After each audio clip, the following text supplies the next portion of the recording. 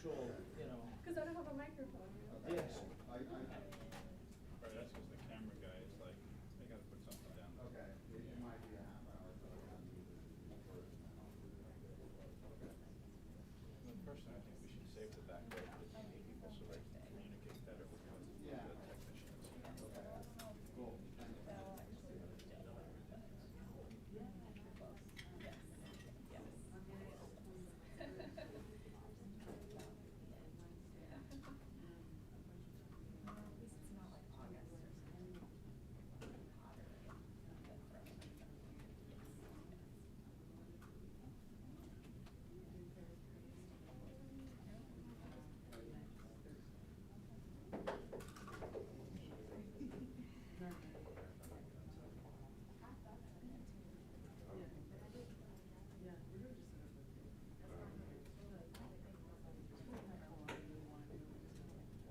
Sorry to interrupt.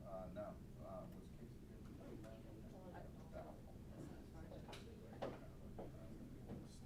Someone just posted in the press secretary's list. Does anyone have an expert on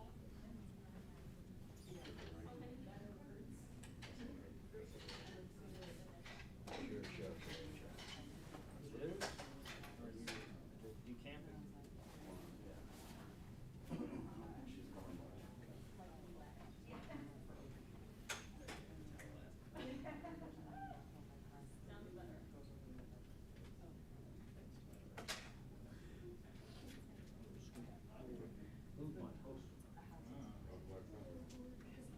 Is that a better seat? Space things out. You might have more elbow room. Yes, yes.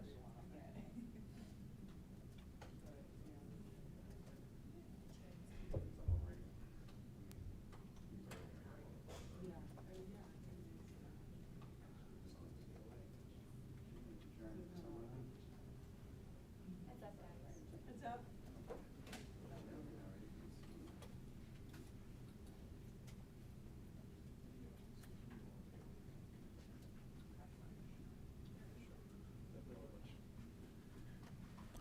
Good morning, everyone. We're pleased to be back in Congress after spending the weekend focused on health care for everyday Americans. Speaker Pelosi had asked the members of the House Democratic Caucus to go back home to talk to our constituents all across the country about the critical issue of lowering health care costs on behalf of the American people. Our desire to protect people with pre-existing conditions. We know that there are more than 100 million Americans who fall into the category of having a pre-existing condition who are at risk of their health care protection being stripped away by the president and his actions and his effort to declare the Affordable Care Act unconstitutional. We, of course, want to continue to focus as well on lowering the high cost of life-saving prescription drugs. America is the wealthiest country in the history of the world. We believe that no single American should ever have to choose between putting food on the table, paying their mortgage, or getting access to the life-saving medication that they need. Far too many Americans find themselves caught up in that vexing situation. So throughout the weekend, more than 140 members held events in every region of the country, every ideological caucus represented in that number in terms of the events that took place. And it's the beginning of a conversation that we are going to have with the American people as we prepare to further communicate with them over the next few weeks into the August recess. It's clear to House Democrats that health care costs remain the top priority of the American people. We were sent to Washington to work on that issue. We plan on getting something done. We also noticed that down in Orlando, of course, many different things were said, but even the president acknowledged briefly that he had a desire to work with House Democrats to try to get something done on lowering the high cost of prescription drugs and dealing with the anti-competitive practices of Big Pharma. That's encouraging. The president also mentioned that perhaps he's gotten over his temper tantrum that he held at the White House the last time he met with Speaker Pelosi and Leader Schumer, and may be interested in revisiting doing something about our infrastructure situation in America. Our bridges, roads, tunnels, airports, water and sewage systems, mass transit systems are crumbling. That's not a Democratic problem or a Republican problem. It's an American problem, and we should be working together to fix it. Democrats have a plan. We think that if we spend at least $1 trillion, we can create 16 million good-paying jobs, and we want to work with the other side of the aisle, the president and the Senate, to get it done. It's now my honor to yield to my distinguished colleague, the vice chair of the caucus from the Commonwealth of Massachusetts, Catherine Clark. Thank you, Mr. Chairman, and good morning, everyone. It's good to be with you. As the chairman talked about, there were some reasons for optimism around the prescription drug comments that the president made, but I also think that it is discouraging that after our healthcare weekend of action, the president's response is, I will be putting together a new healthcare plan that I will roll out. And Mitch McConnell saying, you know, that would have to be one that perhaps couldn't be done in this Congress, because we know what that means. We've seen what this president considers a healthcare plan for Americans, and it entails rolling back pre-existing conditions. It entails taking away maternal health care benefits.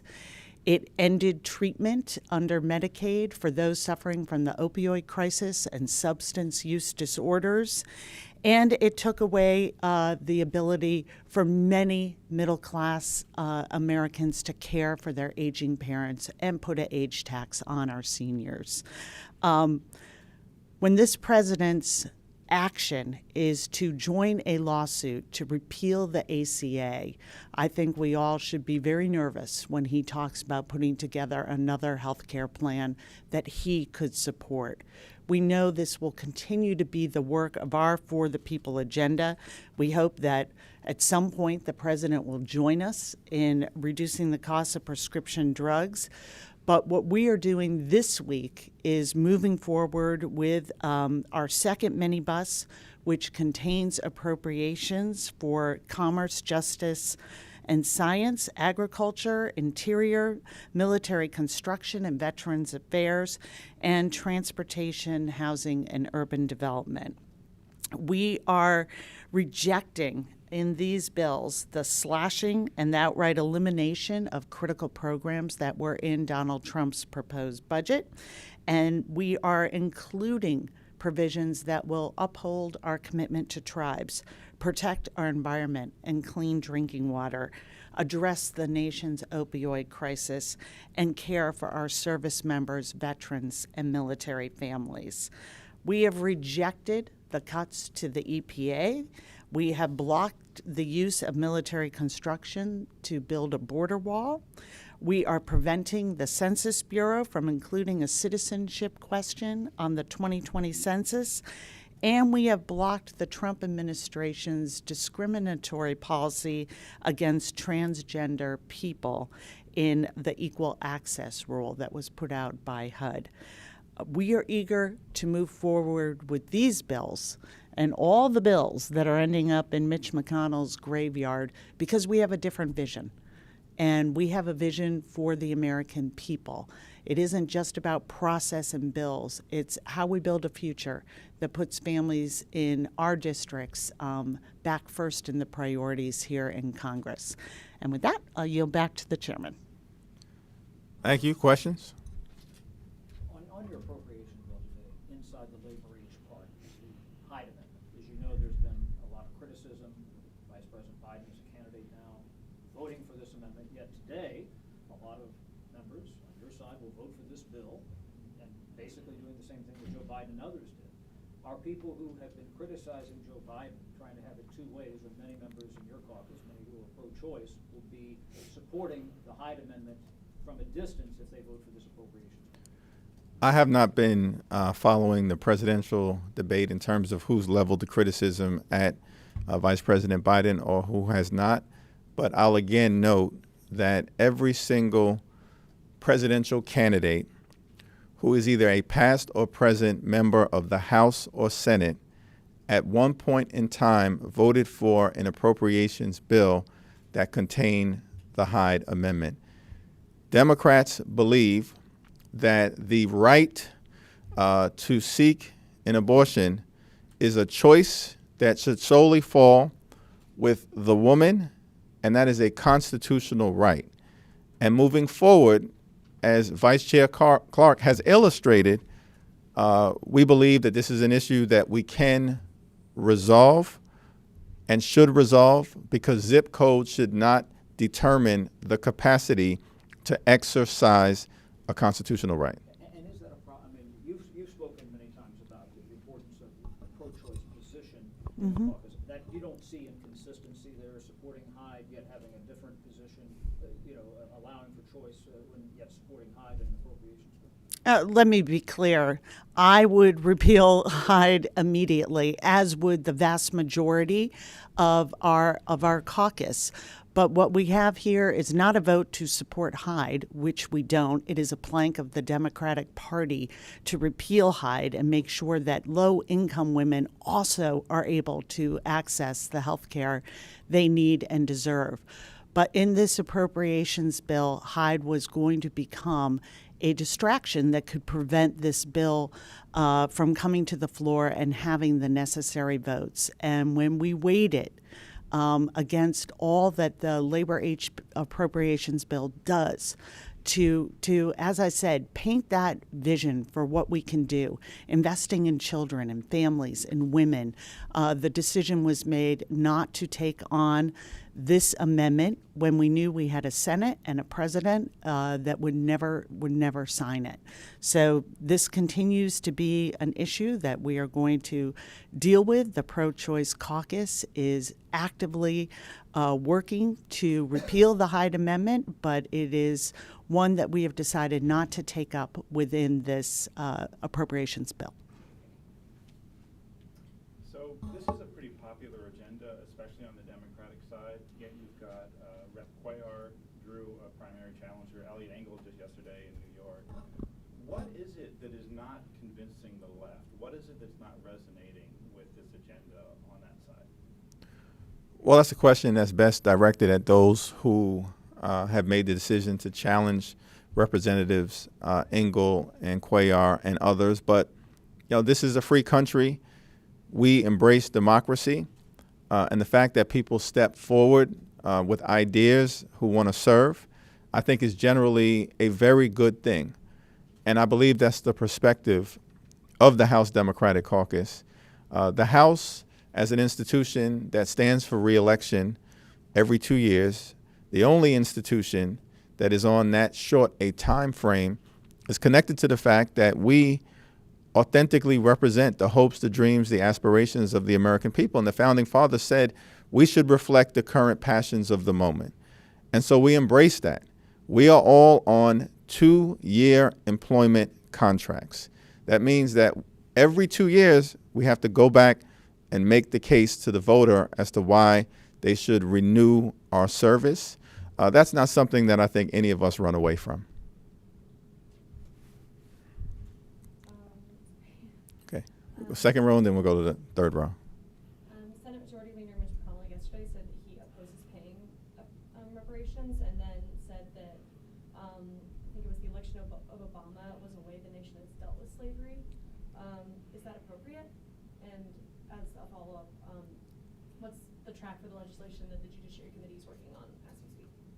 Well, I could spend all day commenting on the inappropriate things that come out of the Grim Reaper's mouth, self-described as such. But I think H.R. 40 at this moment in time, which is the legislation presumably he was referring to, is designed to create a commission to which Mitch McConnell himself, as the Senate Majority Leader, would have the opportunity to recommend 3 members, along with this president, and of course the Speaker of the House of Representatives, to just study the issue. There's a hearing that's taking place right now, and it's taking place in the context of the fact that this is the 400th anniversary to the month of the moment when the first slave ship left the west coast of Africa and began the process of bringing millions of slaves, excuse me, over to the United States of America for a system of chattel slavery that is widely acknowledged as one of the worst crimes against humanity ever perpetrated in the history of the world. And so I think a reasonable exploration and discussion of how to deal with the legacy of slavery is the least that could occur.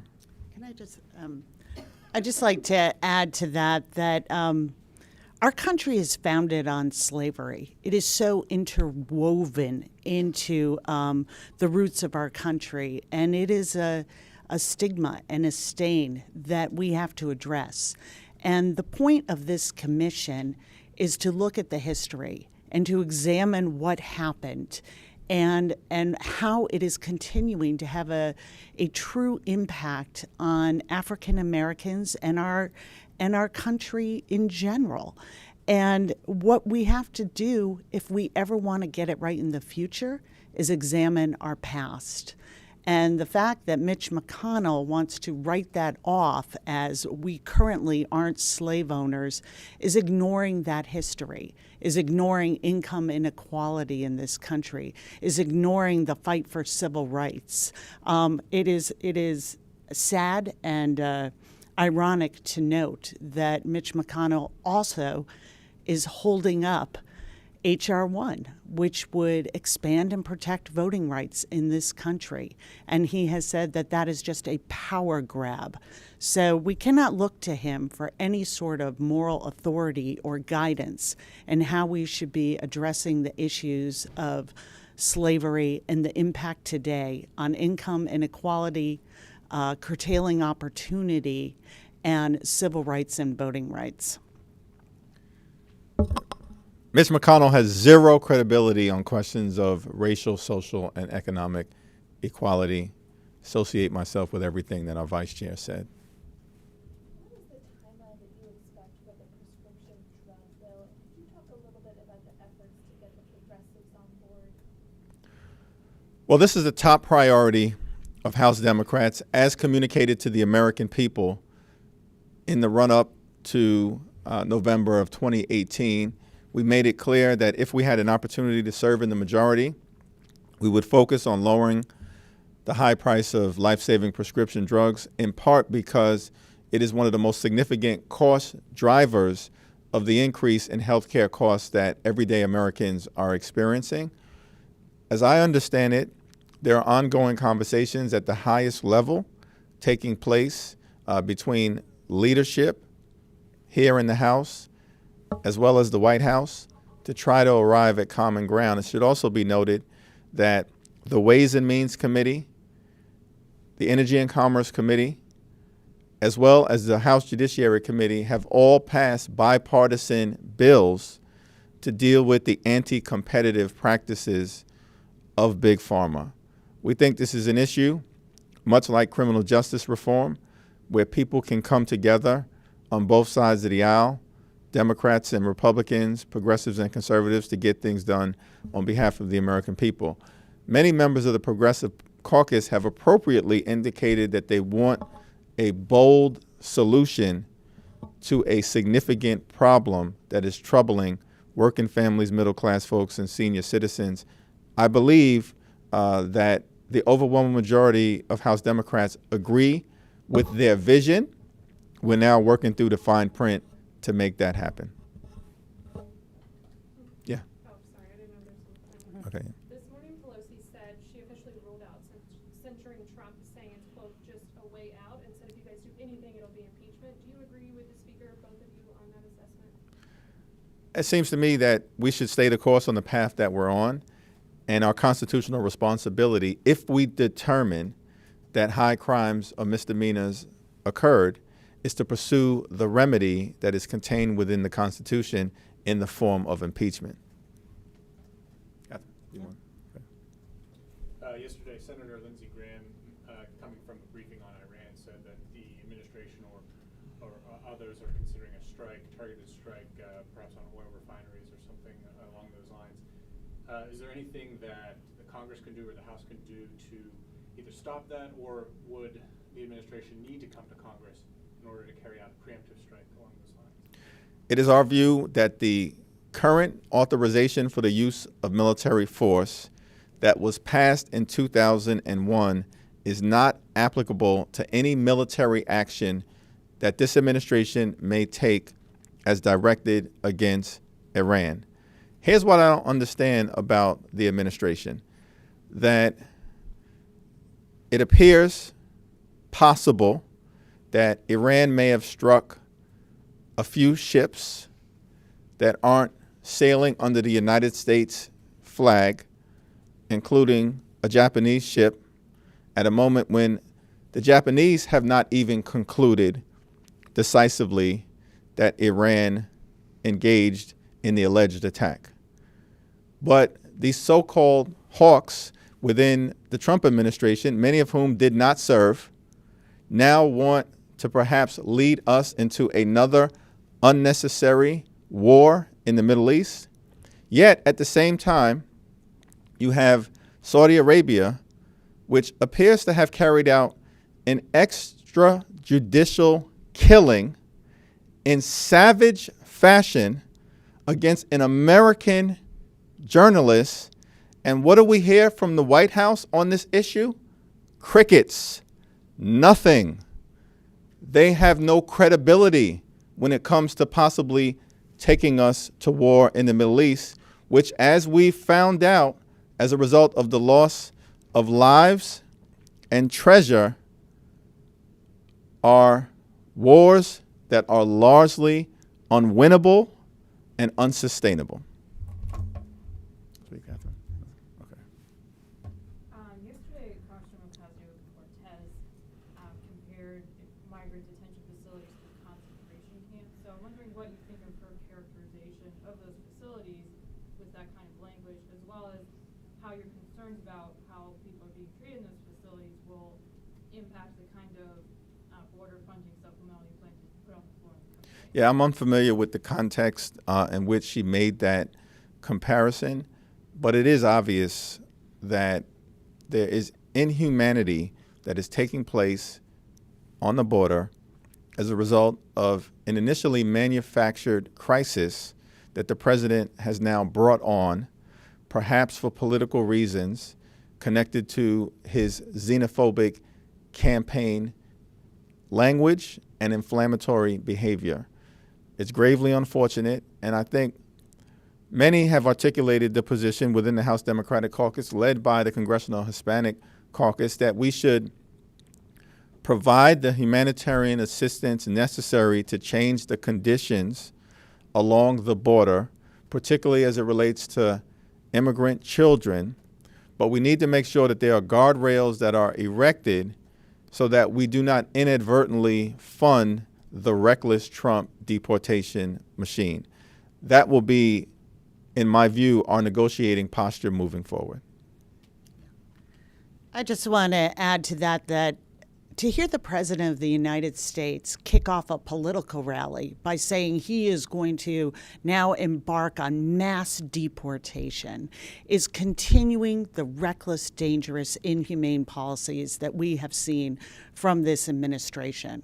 I won't ever forget going to the border and seeing those children and families in cages, having crying mothers literally hanging on to us, begging to be able to find out where their children are.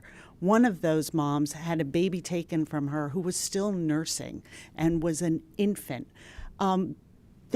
We want to help address the conditions at the border, but to have this president come out and say, this is all about a crisis, that it's like an arsonist saying, oh, all safe, the fire's out.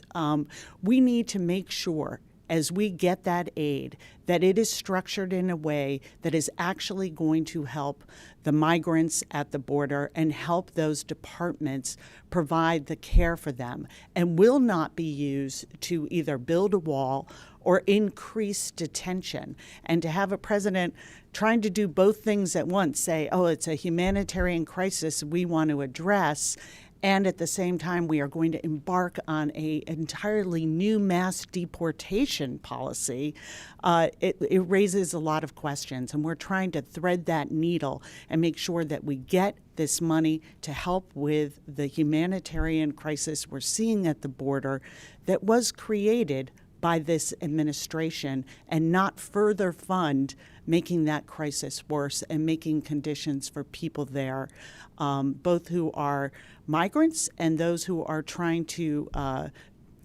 work as official federal government workers to address this problem, even worse. I think the people he's talking about deporting have been determined by a judge to be here illegally. Are you saying, despite the fact that those cases have been adjudicated lawfully, that those people should not be deported? They should be allowed to stay in spite of that? Is that what you're saying? It's hard to Those are the people I think they say they're talking about deporting. Yeah, it's hard to believe anything that the president is saying in this area, because we know that his policies have largely been driven by political considerations. We'd be happy to take a look at whatever reasonable proposal comes from the Department of Homeland Security to do two things: make sure that we uphold America as a nation anchored in the rule of law, and at the same time a compassionate nation that is a nation of immigrants, people who have come from all over the world and have contributed to America in such a significant fashion. If you take a look at our current immigration crisis, there are really only three options. There is the status quo. I think everybody agrees, Democrats and Republicans, that we have a broken criminal justice system and we need to address it. The status quo is not sustainable. There's mass deportation, which Republican and Democratic former secretaries of Homeland Security have made clear repeatedly is totally impractical. It's not going to happen. There's not even any evidence that Senator Mitch McConnell will appropriate the money that could even bring about a fraction of the type of mass deportation that Donald Trump is talking about. So mass deportation is widely regarded by Democrats and Republican experts as impractical. The status quo is not sustainable. The only thing that we should do, third option, is work together in a bipartisan way to fix our broken immigration system. We're willing to do it. We just need partners in the Senate and in the White House. Any further questions? Thank you, everyone.